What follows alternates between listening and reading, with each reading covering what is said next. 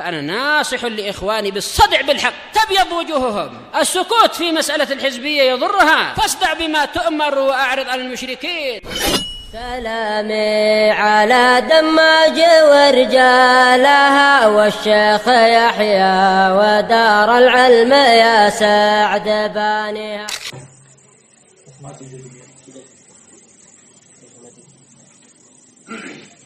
بسم الله الرحمن الرحيم. الحمد لله نحمده تعالى ونستعينه ونستغفره ونعوذ بالله من شرور انفسنا وسيئات اعمالنا. من يهده الله فلا مضل له ومن يضلل فلا هادي له. أشهد أن لا إله إلا الله وحده لا شريك له وأشهد أن محمدا عبده ورسوله صلى الله عليه وعلى آله وسلم تسليما كثيرا مزيدا. أما بعد، معاشر الإخوة الأحبة saudara-saudari, Bapak Ibu yang kami hormati serta kami muliakan, kita masuk pada judul bab baru dari kajian kitab Tauhid An-Nabi wa Hakumah An-Nabi.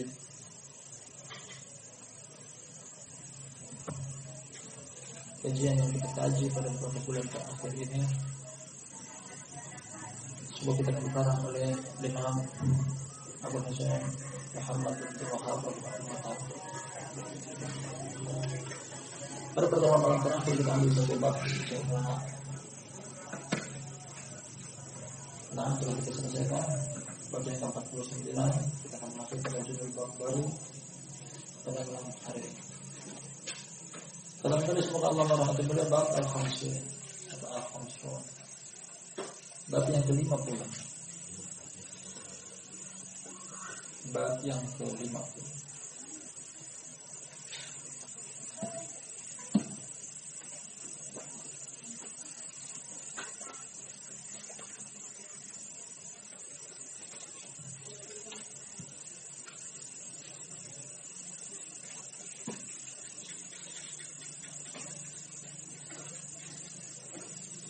Pada beberapa judul bab seperti ini kita dapati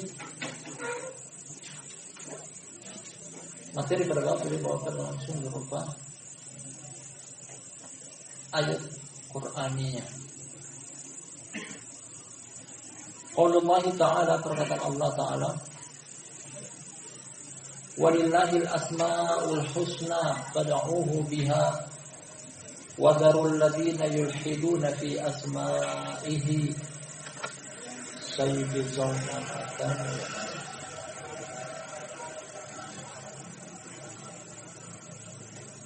Bab yang ke-50, judul bab potongan ayat, perkataan Allah yang Maha Tinggi, milik Allah lah nama-nama yang baik. Allah memiliki nama, dan nama Allah adalah nama yang terbaik. Oleh karena itu berdoalah dengannya. Di depan berupa berita Allah bikin nama yang baik. Khabar kemudian dengan jumlah insya'iyah. Berupa perintah untuk berdoa dengan nama Allah. Wadarul ladzina yulhiduna fi asma'ihi, dan tinggalkanlah orang-orang yang melakukan kesyirikan dalam nama-namanya. Sayujzauna, mereka akan dibalas bima kanu ya'malun, dengan apa yang mereka perbuat.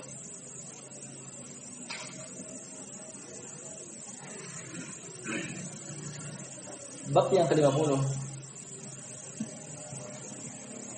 tentang asma al-husna. Maksudnya Allah Subhanahu wa Ta'ala memiliki nama-nama yang baik. Berkaitan dengan kitab tauhid,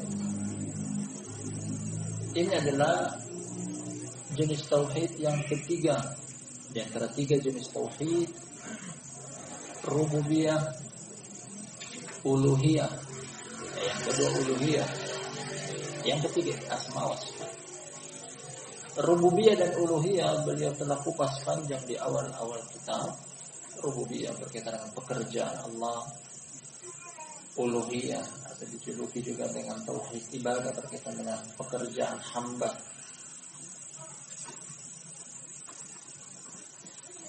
Kemudian kali ini asma wa sifat. Sebenarnya pada beberapa bab sebelumnya, bab-bab dimulai dari bab yang ke-40-an tentang nama Allah dihormati, dimuliakan, mencela waktu, tidak boleh memberikan nama dengan nama yang buruk di sisi Allah. Semuanya berkaitan dengan tauhid asma, tauhid asma wa sifat. Mentauhidkan Allah dalam hal nama dan sifat-sifatnya. Kita akan jelaskan nanti dalam masa ini. Jadi ini yang beliau inginkan pada judul bab penetapan tentang 3 tauhid sekaligus dalam buku ini, Kitab Tauhid. Namanya dulu Kitab Tauhid, mengkaji tentang seluruh jenis tauhid yang ada di buku. Beliau kupas panjang dan lebar tentang tauhid uluhiyah terkhususnya ibadah, penyelesaian tentang ibadah di awal-awal penulisan kitab.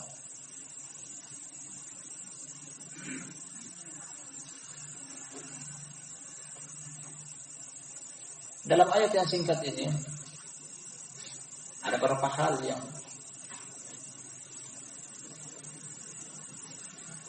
merupakan ibrah atau pelajaran dari potongan ayat pertama. Datang berita, pemberitaan. Berita tentang apa? Walillahil asmaul husna. Allah memiliki nama-nama yang baik. Berita ini kita ambil pelajaran bahwasanya tetapkanlah kepada Allah nama-nama yang baik tersebut. Allah memiliki nama yang baik. Anjuran untuk kita menetapkannya. Setelah menetapkannya, kemudian jangan menafikannya. Akan datang nanti kaidah tentang apa itu nama yang baik. Kenapa dikatakan baik? Kemudian pelajaran yang kedua, pada biha, kita dianjurkan untuk ketika berdoa. Berdoa adalah ibadah. Jadi keterkaitan antara nama Allah dengan ibadah sangat erat. Kita beribadah kepada Allah dengan nama-nama Allah dalam doa kita. Sebagian orang ketika disinggung tentang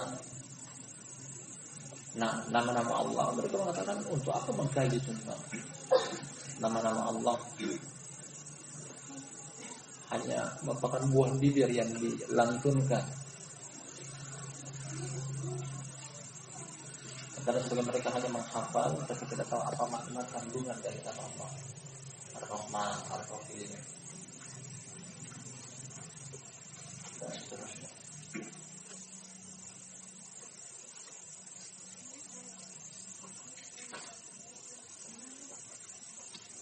Jadi kita antara beribadah dengan nama Allah Subhanahu wa taala dari sini pada biha.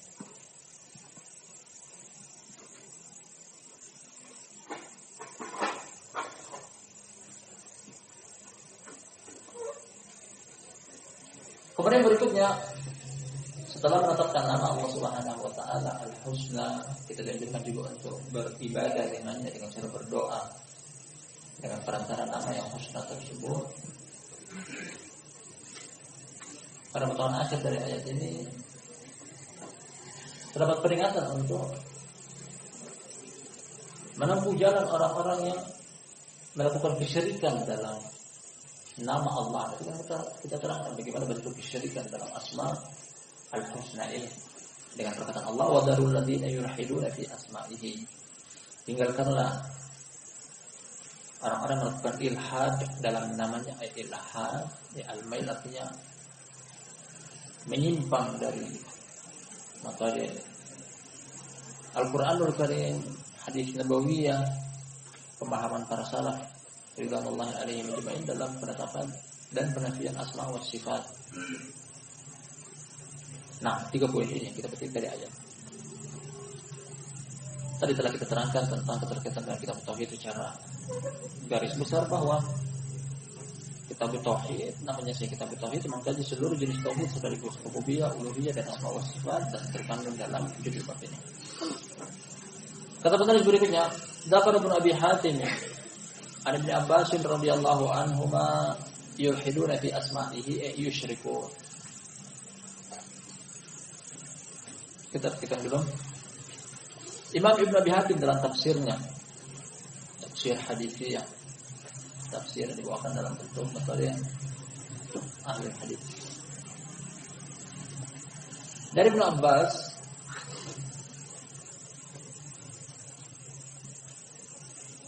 makna dari perkataan yulhiduna fi asma'ihi, ada ilhad sendiri artinya adalah al-mail, menyimpang,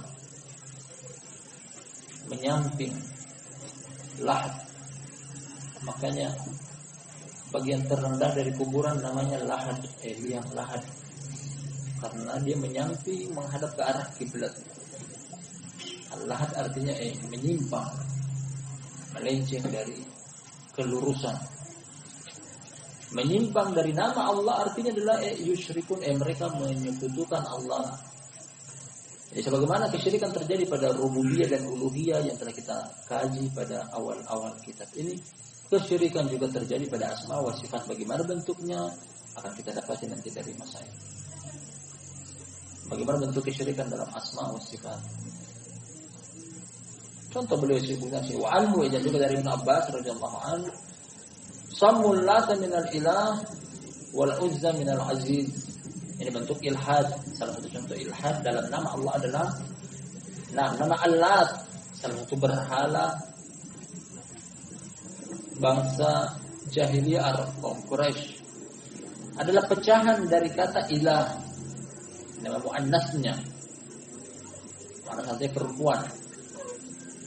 Jadi ilah, sebagian bangsa jahiliyah Arab menganggap ini adalah nama malaikat.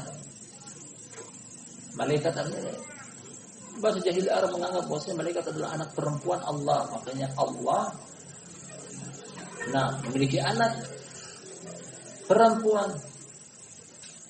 Mereka juluki dengan Lat, perempuan, makanya pakai ta. Demikian juga Uzza, alifnya alif taknis, alif perempuan, pecahan dari Aziz. Sebagaimana juga kelengkapan dalam surat An-Najm, afara'aitumul Lata wal Uzza, yang ketiga, wa manat tsalitsatul ukhra, manat, pecahan dari Mannan. Kesemuanya tiga ini adalah nama Allah, Al-Ilah, Al-Aziz, Al-Mannan. Kemudian dari tiga nama Allah ini terpecah menjadi nama-nama sesembahan kaum musyrikin. Al-Lat dari Ilah, Al-Uzza dari Aziz, Al-Manat dari Al-Mannan. Ini contoh tentang ilhad dalam nama Allah. Ilhad artinya kesyirikan.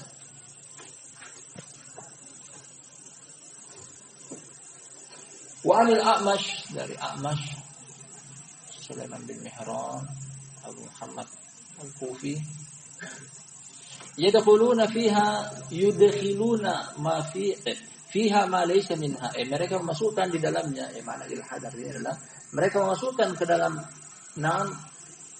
nama Allah yang bukan bagian daripada nama Allah.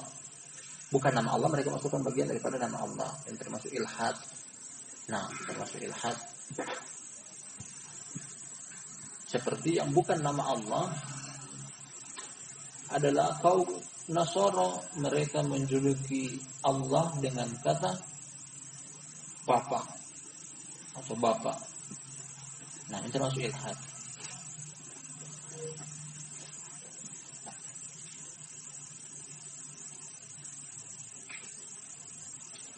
Sebelum kita baca masail, setelah kita selesaikan pembacaan dalil beberapa satu ayat, kemudian beberapa tafsir. Kesimpulan awal dari judul bab ini mengkaji tentang salah satu dari tiga jenis tauhid. Sebenarnya memiliki hak untuk dikaji lebih panjang dan lebar, hanya saja beliau mempersingkat. Ada beberapa bab nanti ke depan lagi tentang asma wa sifat juga.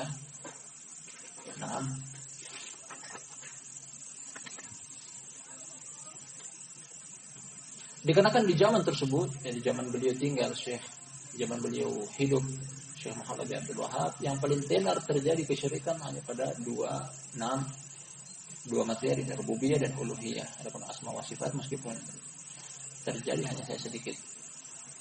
Makanya belum menarik nafas panjang dalam hal mengkaji lebih panjang dan lebar tentang penyelisihan tauhid dalam rububiyah dan juga uluhiyah.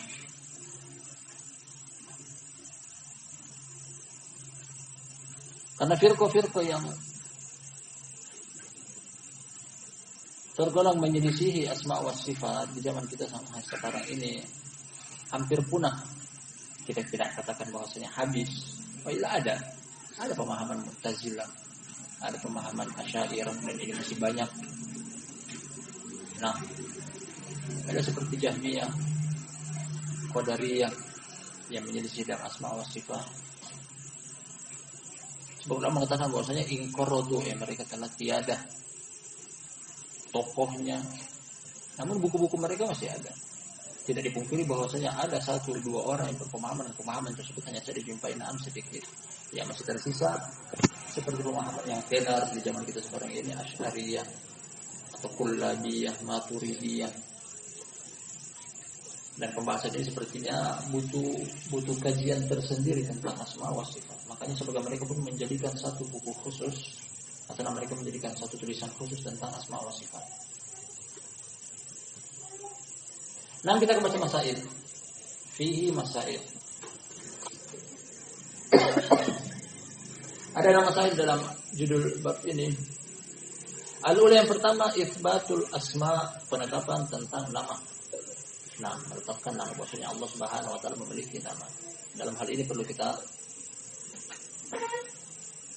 menengok tentang beberapa hal yang mendasar. Ada kaidah dalam menetapkan nama Allah Subhanahu wa taala.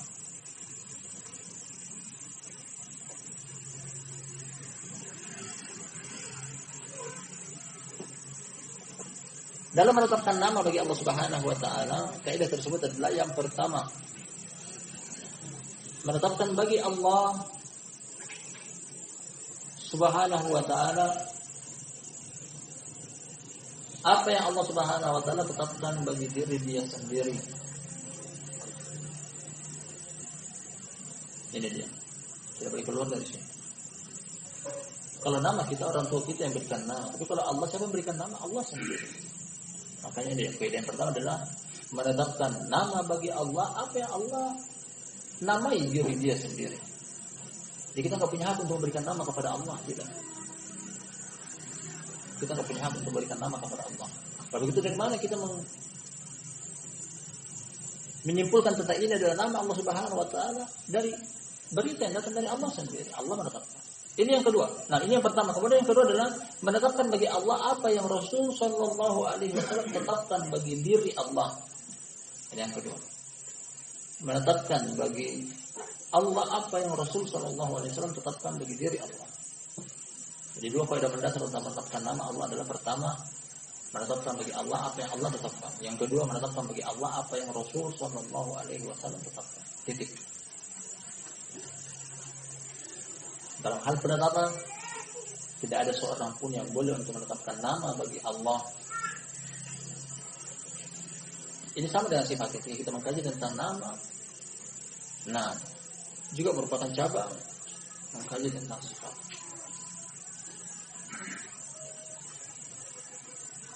Kemudian barakallahu fikum, dalam penetapan nama atau dalam penetapan sifat, tidak pernah bisa lepas dari yang namanya penafian.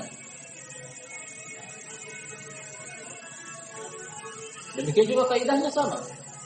Kedua kaidah mendasar di depan tadi. Kita nafikan bagi Allah apa yang Allah nafikan bagi dirinya. Kita nafikan bagi Allah apa yang Rasul sallallahu alaihi wasallam nafikan bagi diri Allah Subhanahu wa taala dalam hal nama dan sifat.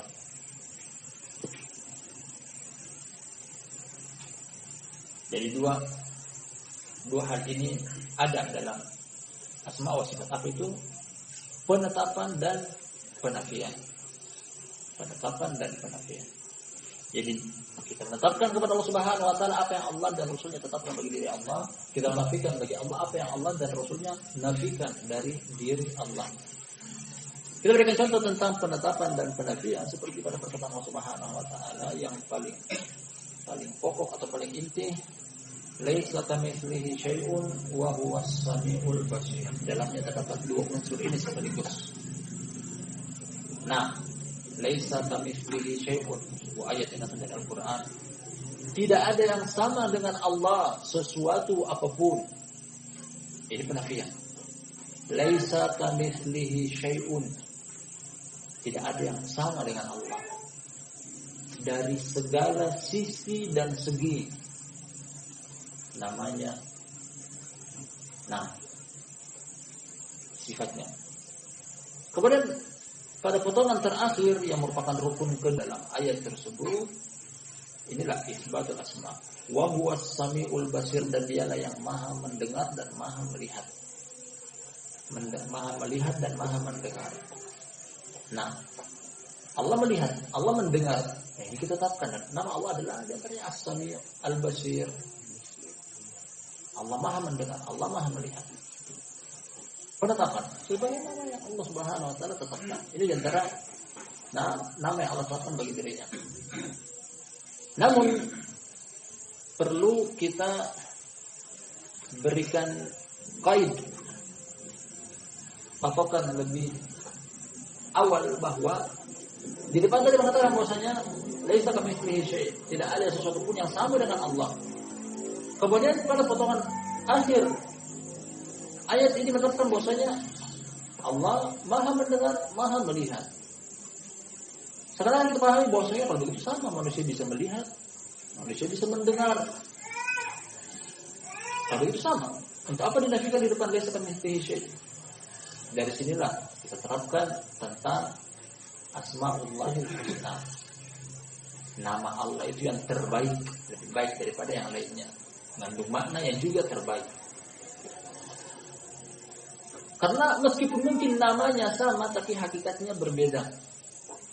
Allah melihat, manusia melihat, iya, tapi pandangan Allah dengan pandangan makhluk berbeda.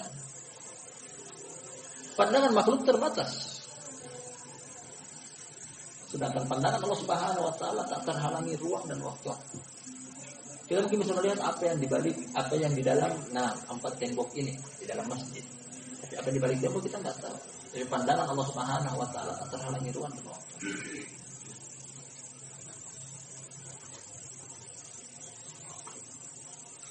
Ini tentang penetapan. Di sana juga ada nama-nama yang Allah Subhanahu wa taala nafikan, atau sifat-sifat yang Allah Subhanahu wa taala nafikan bagi diri dia. Pun kita nafikan dari diri Allah Subhanahu wa taala. Seperti apa yang Allah Subhanahu sebutkan sendiri dalam ayat kursi, Allahu la ilaha illa huwal hayyul qayyum la ta'khudhuhu sinatun wa la nawm. La ta'khudhuhu sinatun. Allah tidak tersentuh oleh rasa ngantuk, wala naum, tidak juga tidur. Nah, di depan ada penetapan Allah, la ilaha illahu, tidak semuanya berhak disembah kecuali Dia. Al-Hayyul Qayyum, Al-Hayyul Qayyum penetapan Allah Al-Hayy, yang maha hidup. Nah, Al-Qayyum yang maha tegak, yang lainnya tegak berdiri dengannya, tidak butuh dengan yang lainnya. Sedangkan makhluk butuh kepada Allah Subhanahu wa taala. Penetapan la ta'khudhuhu sinatun wa la naum, penafian, Allah tidak tersentuh dengan rasa ngantuk, Allah juga tidak tidur, sedangkan yang lain tidur. Nah, jadi Allah Subhanahu wa taala menafikan bagi dirinya ngantuk dan juga tidur. Dan ini penafian menunjukkan tentang kesempurnaan Allah Subhanahu wa taala. Jadi nama Allah menunjukkan tentang kesempurnaan Allah. Menafikan sifat yang kurang dari Allah juga menunjukkan terkandung di dalamnya makna kesempurnaan Allah Subhanahu wa taala. Kalau menafikan tidak tidur pada manusia, ini ada kekurangan. Manusia tidak tidur adalah penyakit, insomnia atau apa istilahnya itu. Nah, kalau manusia tidak tidur, penyakit. Jadi kalau Allah Subhanahu wa taala tidur, itu malah tidak sempurna. Allah Subhanahu wa taala tidak tidur, ini sifat kesempurnaan bagi diri Allah Subhanahu wa taala.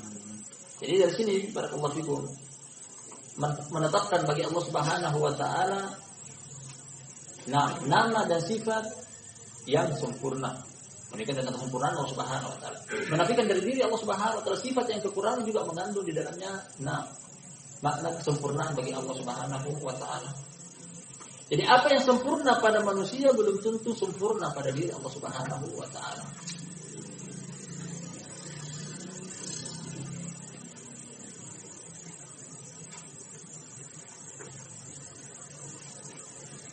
Sama juga pada diri manusia ketika manusia hidup dengan kesendirian, itu namanya kurang. Maka Allah Subhanahu ketika menciptakan pertama kali Nabi Adam alaihissalam, melihat dia sendiri sedangkan malaikat memiliki rombongan teman.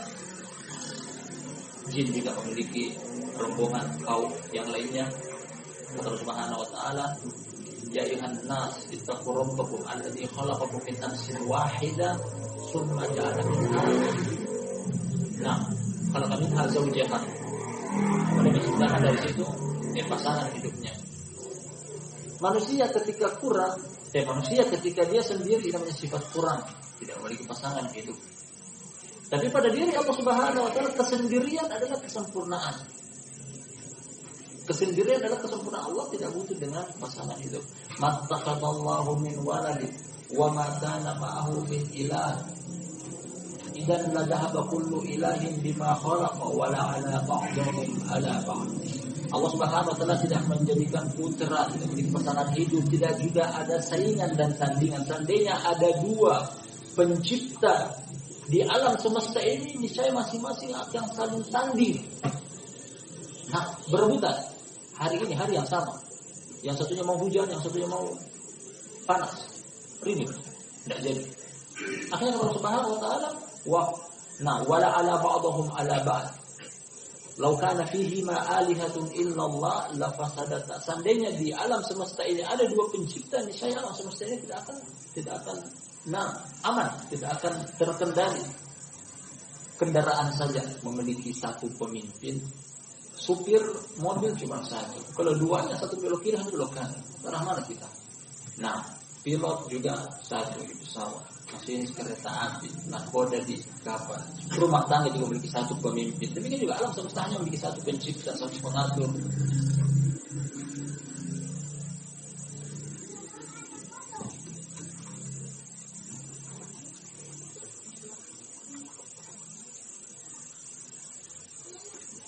Jadi poin pertama yang kita ambil adalah al-ula isbatul asma. Isbatul asma, nama Allah Subhanahu wa taala. Penetapan bagi nama Allah Subhanahu wa taala dengan dua faedah. Maksudnya menetapkan nama Allah, apa yang Allah tetapkan bagi diri dia, dan apa yang Rasul SAW tetapkan bagi diri Allah Subhanahu wa taala. Serta tidak lupa juga bahwasanya dalam penetapan ada juga penafian. Menafikan bagi diri Allah apa yang Allah nafikan, dan apa yang Rasul SAW nafikan bagi diri Allah Subhanahu wa taala. Asalnya yang kedua, kaunuhu husna. Qauluha husna. Perihal bahwasanya nama Allah adalah husna. Husna adalah isim tafdil dari ahsan. Ini bentuk muannasnya. Alifnya alif ta'nis. Nama Allah Subhanahu wa taala yang terbaik. Terbaik dari segala sisi, segala segi. Lafaz dan maknanya serta kandungan. Semuanya baik.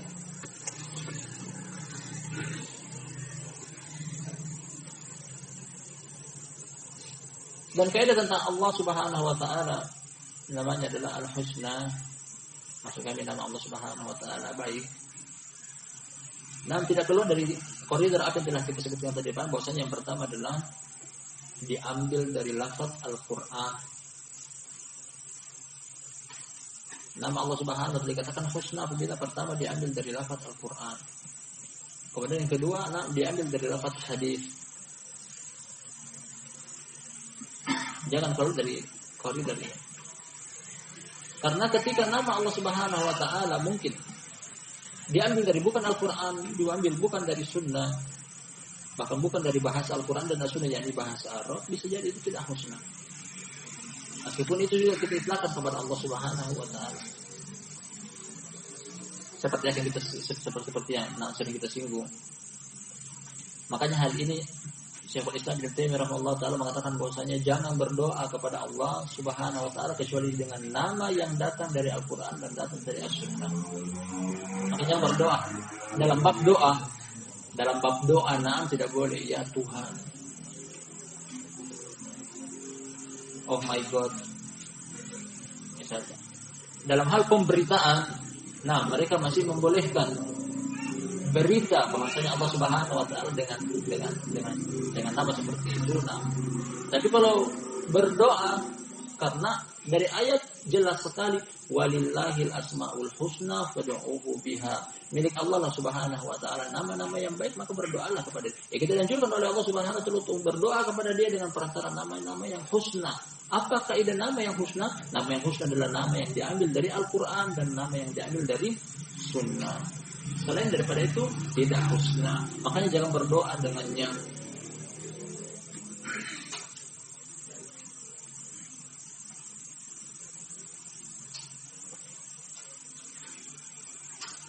As-salisah yang ketiga al-amru bidu'aihi biha. Dan ini sebenarnya poin inti dari ayat yang beliau inginkan adalah yang Allah Subhanahu wa taala inginkan, anjurkan kepada kita di antaranya adalah mengetahui, pertama adalah mengetahui bahwasanya Allah Subhanahu wa taala memiliki nama yang baik. Setelah mengetahui, apa buah hasil dari pengetahuan tentang nama Allah Subhanahu wa taala husna? Berdoa dengannya. Kata Allah Subhanahu wa taala, "Wa ma khalaqtul jinna wal insa illa liya'budun." Tujuan kita berada di permukaan bumi adalah untuk beribadah, dan ibadah adalah doa. Bagaimana cara kita beribadah kepada Allah Subhanahu wa taala? Seperti ini, berdoa kepada Allah Subhanahu wa taala dengan perantara nama-nama Dia yang husna.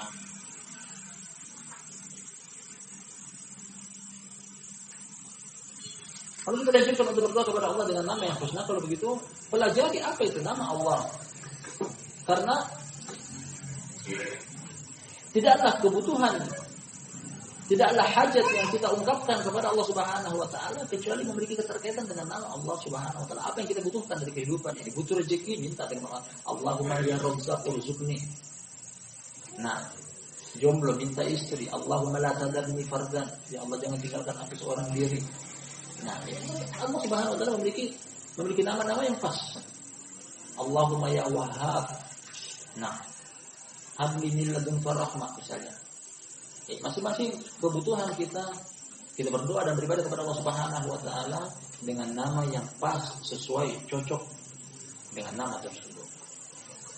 Kita diciptakan oleh Allah Subhanahu wa taala untuk beribadah. Kemudian Allah ajarkan bagaimana cara kita beribadah kepada Dia dengan cara berdoa dengan menggunakan perantara nama Allah Subhanahu wa taala Al-Husna. Jadi kita mengkaji bab ini mengkaji tentang tujuan hidup kita.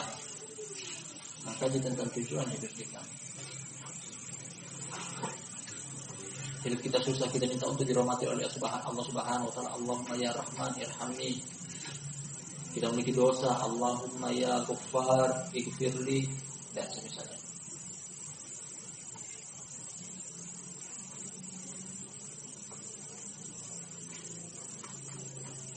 Ar-rabi'ah yang keempat, tarkuman arada minal jahilin al-mulhidin. Meninggalkan orang-orang yang menyimpang, yang menolak.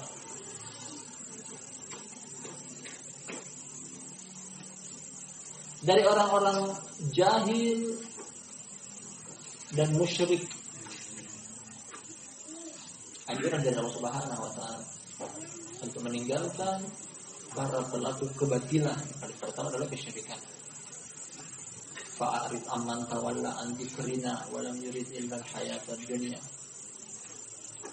Wahjurhum hajaran jamila. Artinya meninggalkan mereka. Dan meninggalkan mereka artinya meninggalkan amalan mereka dan juga pelaku amalan kesyirikan tersebut. Seperti kata Nabi Ibrahim alaihissalam ketika dia meninggalkan kaumnya, bapak dan kaumnya sekaligus serta apa yang mereka amalkan. wa atazilukum wa ma ta'buduna min dunillah wa ma tad'una min dunillah. Aku tinggalkan kalian serta apa yang kalian sembah selain Allah. Demikian juga kata Nabi Ibrahim alaihissalam sebagai usul dalam agama Islam, laqad kana lakum uswatun hasanatun fi Ibrahim wal ladzina ma'ahu id qalu liqaumihim inna bura'a'u minkum wa mimma ta'budun. Inna bura'a'u minkum, kami berlepas diri dari kalian dan dari apa yang kalian sembah. Ini usul dalam agama Islam bahwasanya ahlul batin kita tinggalkan mereka serta amalan-amalan mereka. Tinggalkan mereka. Namun bukan berarti tinggalkan mereka kemudian kita diam. Bahkan hal semacam ini dan kita jelaskan kepada umat tentang keburukan amalan mereka.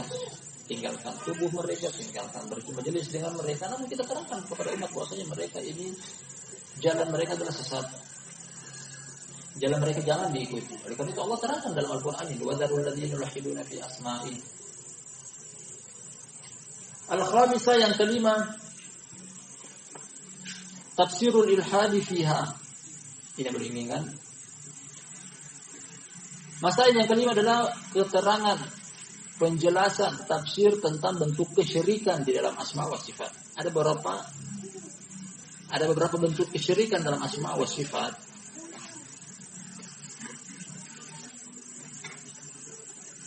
Dan dari sini kita bisa golongkan beberapa jenis firqah yang sesat.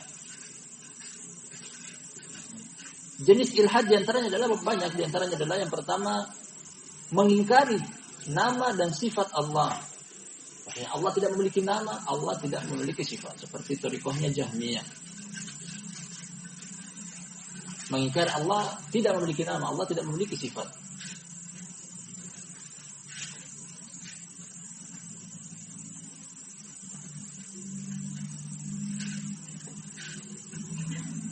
Sesuatu yang tidak memiliki nama dan tidak memiliki sifat berarti tidak ada wujud. Wa illa, benda apapun di permukaan bumi atau di alam semesta ini pasti ada nama dan juga sifat. Kecil, besar, banyak, sedikit, nampak ataupun yang tersembunyi.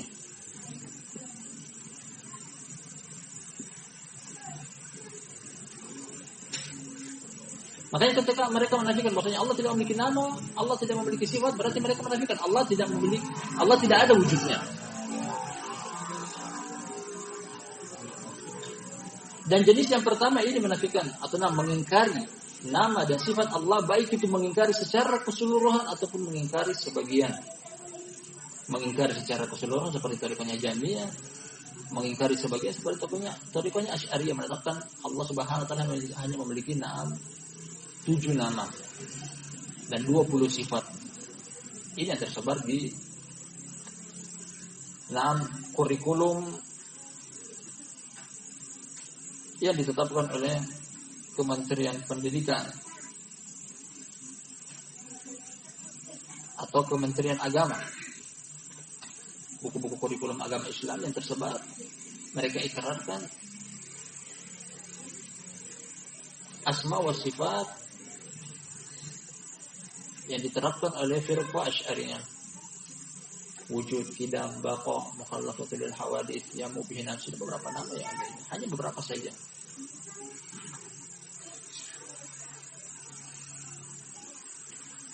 Kemudian bentuk ilhad yang kedua atau syirik pada asmaul husna atau sifat. Yang kedua adalah menetapkan nama tapi bukan apa yang Allah Subhanahu wa taala tetapkan. Bersama dengan tambahan. Menetapkan Allah memiliki nama tapi penetapan itu dari diri mereka sendiri.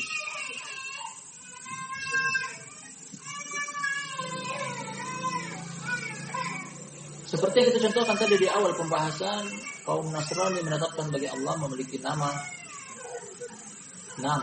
Bapa. Allah Subhanahu wa taala memiliki nama Bapa.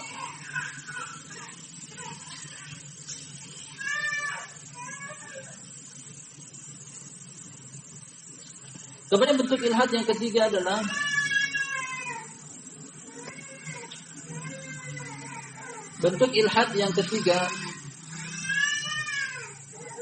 menetapkan bagi Allah Subhanahu wa taala nama namun dengan bentuk penyerupaan. Dengan menyerupakan. Baik itu menyerupakan Allah dengan makhluk atau menyerupakan makhluk dengan Allah. Dan ini terjadi dari dua kaum besar, Yahudi dan Nasrani. Menyerupakan Allah sama dengan makhluk seperti thariqahnya kaum Yahudi. Dalam perkataan Allah Subhanahu wa taala,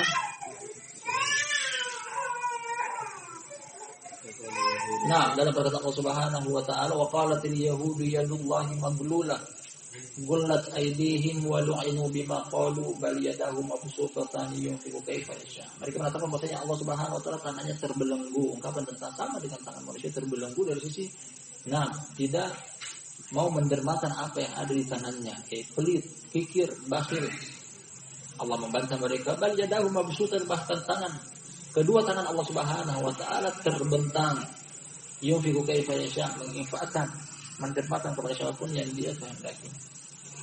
Ini menyerupakan Allah dengan makhluk. Kalau merupakan makhluk dengan Allah seperti thariqahnya umat Nasrani.